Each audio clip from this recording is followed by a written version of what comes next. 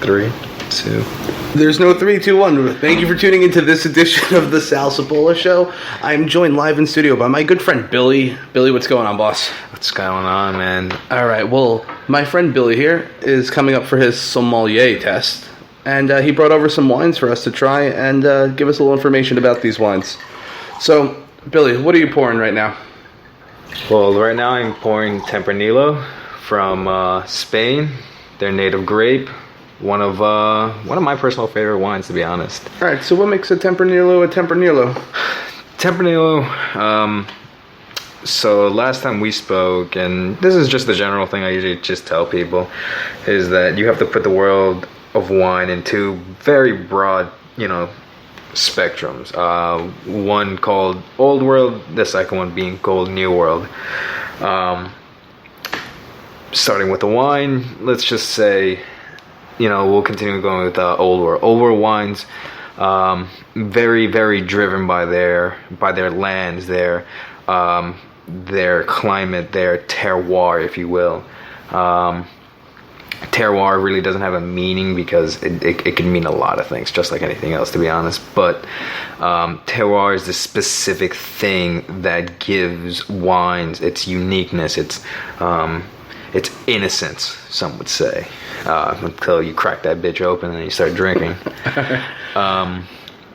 So for Tempranillo, again, one of my favorite wines, Spanish varietal, very, very earthy, I like to think, at least. Earthy wine, nice ripe juices, something that's kind of not uncommon for Old World wines, but it's just something that you kind of notice right away.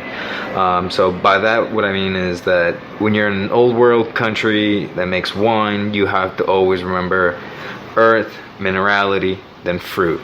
Earth, kind of that mossy, garden dirt kind of taste and smell. Then you have minerality, so wet rocks, the dew in the morning, or not in the morning or whatever, but more like wet rocks, that smell when you walk into a spa, almost like it can be like a chalky kind of smell too, as well as a taste. And then fruit, of course, being anything from tropical, some mangoes, pineapples, to dragon fruits and orange and tangerines, apples, plums, the list goes on. So what type of grape is this called again? This is Tempranillo. So the name of the grape is Tempranillo. It's Tempranillo, yes. In Spain, just like Italy, there's a lot of names for it.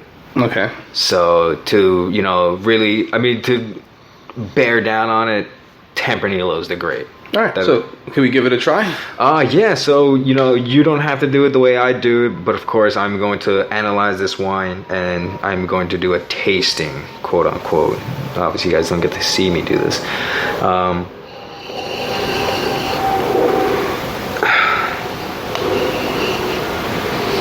So the importance of tasting is not to enjoy the wine. Well, it is, in a sense, you kind of don't get to, rather. Let me put it that way. When you're tasting, it's a lot different than drinking. The idea of wine and, just having a bottle of wine is to drink it and enjoy it and, do whatever you're doing, eating dinner, hanging out with a spouse, or, kind of just on your own. So what's the first thing? So when you're analyzing the wine, what's the first thing? Would it be the nose? So of course, I'm gonna put it in a professional level, at least. Let's say I'm in the exam room right now, taking my certified exam. What I have to do immediately, look at the wine, twirl it. Let me see viscosity and body. Let me check the color out. Maybe that'll give me details on what I'm looking at. Then it goes straight to the smell. So let's do that right now. So what I'm going to ask you, Sal, to do is twirl it around. Smell it, and first 3 things that you can think of. Okay, I get vinegar. Vinegar? Is that okay? Like a very acidic smell. Okay. Well, I don't know. Now, okay, so more specifically, think fruit. What do you name 3 fruits that come to your head? Apple, orange, grape. Grape. All right, so let's get like really into it.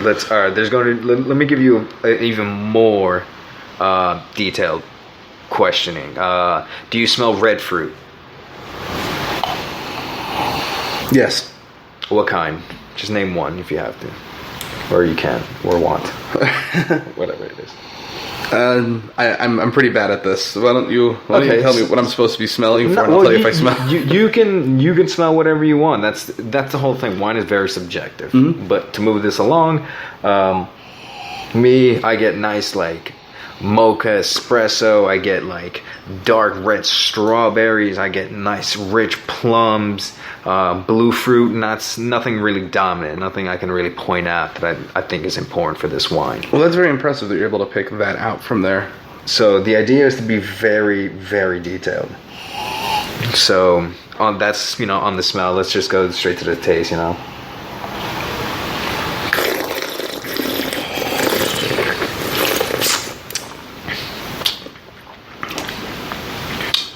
So to me, this is very, it's like medium plus body. It's not heavy, but it's not light.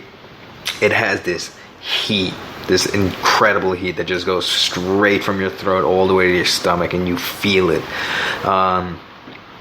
After that, acidity, it's not overwhelming. It's like if you just took a quick bite of a lemon almost. Mm-hmm. So nothing like too stringent. Fruits, a little more ripe, I think. Personally, I think it's a little more riper fruits, more richer red plums.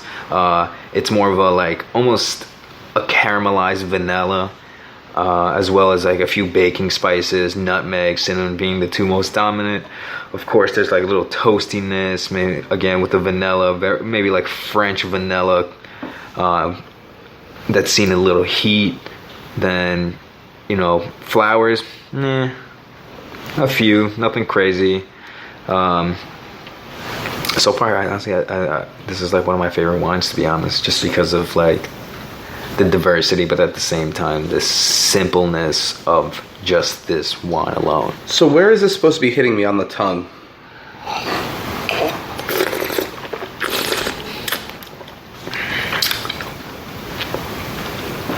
So that's a misconception, because it's not your tongue that really matters. It's the top of your mouth, your palate. That's what you have to use to help you identify with things. Because it isn't just your tongue that gives you like, taste. It's your whole mouth. Like, we have this kind of thing where it's acidity, tannins, and then the profile. So why don't we start with defining tannins? So tannins is, in a simple way to put it, tannins is this gripping feeling in your mouth. Some wines can be, very soft, while others can be like somebody literally stuck their hand in your mouth and is just holding you by the gums. Now, is that what people would say when they're describing dry wines? Would that be describing the tannins? So white wines do have tannins. I'm sorry, dry wines. Dry wine? Dry wines. Okay. So even going with that though, like continuing on that though, even with white wines, there is tannins in that. But it's not enough to like really like focus on it. So tannins is like on a white wine during an exam there's no point to it. So with a dry wine though, you will get that very strong feeling of like somebody like holding you, like there's this grip on your tongue and it keeps it dry. But it don't, honestly, the best way I like to tell people is it feels like you just ate a clump of sand. Mm-hmm.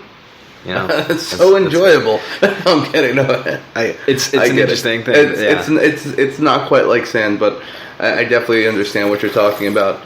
Where it definitely has something on your tongue where it makes it feel a little rougher. Yeah. So it's good that you pointed that out because this wine alone has actually seen 15 months in oak barrels and then 8 months in bottle. And it's a 2013 vintage. So what that means is this bitch has been aging for quite some time. Actually, not some quite, but it's mature. That's why I love Spanish wines, because by the time they actually hit the market, you know, they're ready. You don't have to age them. You don't have to hold on to them.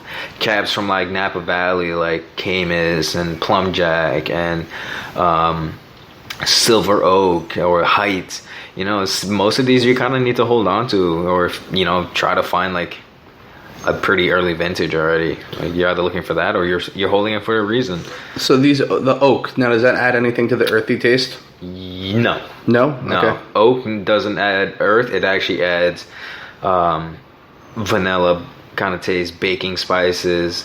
That toastiness gives it like a caramelized taste. So caramels. Oak, really depending on how long you age it and what you actually put it in it. And by that I mean, you know, new oak barrels, like you'll get intense sweet taste, as well as spices, which can vary from like dill to like nutmeg. So, you know, it's a pretty interesting thing to like consider, especially when you're tasting wine, because if there's a wine that has a lot of oak aging, then that's going to give you an idea of what kind of wine it might be, just because in France, Spain, Italy, and like a few other places, there is legal requirements to age your wines. So when you age wine for red, you lose color, and you also lose acidity and tannins and body. So how do they add the deepness to red? I was always under the conception that it's how long you left the grapes in the wine. It's contact. Okay, so it's skin contact. So it's skin contact. You know, sometimes you can, like rosés, you know, you have like Pinot Noirs or, you know, Senesols and, you know, other varietals. You know, even white wines are made from red grapes. You know, they just don't Leave the skins in? They don't touch the skin that often, so, or that long, rather. So, you know, it's a pretty cool thing to, you know, see and like kind of have your mind blown, because it's just like, oh, I thought, you know, white grapes would make white wine and red wine red grapes are made out of red wine or whatever. So what are you nervous about for your upcoming test on, is it Thursday?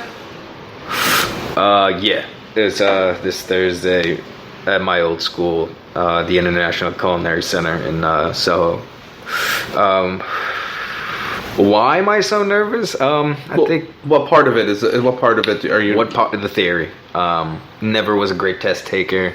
My confidence is basically shit when it comes to anything. So when you say theory, is it that you have to? When you're telling them what kind of wine it is, you have to write why you believe it's that wine. Is that what theory involves? You know, well, that actually does it. Not theory, but actually it does It does take part of the grid. Apparently now it does too, which I didn't even know until like a few months ago, which is kind of interesting, but also a giant waste of time. So, you know, that's my personal opinion, of course. So you could go in there, you can guess every wine right, but if you don't show proper work. Yeah, so basically the exam consists of 3 parts. The first part is blind tasting, where 2 wines are put in front of you, and you have to decide for both of them. One's a red, one's a white. And then as soon as you're done with that, which honestly shouldn't take you more than 15 minutes because you're just wasting time at that point. If, you know, you finish in 10, 15 minutes, you go into the theory portion, which is general knowledge of wine and spirits and beer and sakes. So it's not just about wine, it's also about scotches, cognacs, vodkas, gins, rums. How do you make them? What's the difference between the highlands and the lowlands? It covers all that too? It covers everything. Oh, so you get to be like an spirits expert. Exactly. All right. I thought a sommelier was only wines. You would think that because it pretty much translates to wine expert, but we're in the business of the restaurants and you gotta need to know your shit. You know. What advice would you give to someone who was thinking about becoming a sommelier? First important thing: write everything down. Everything you do. Mm-hmm. Names of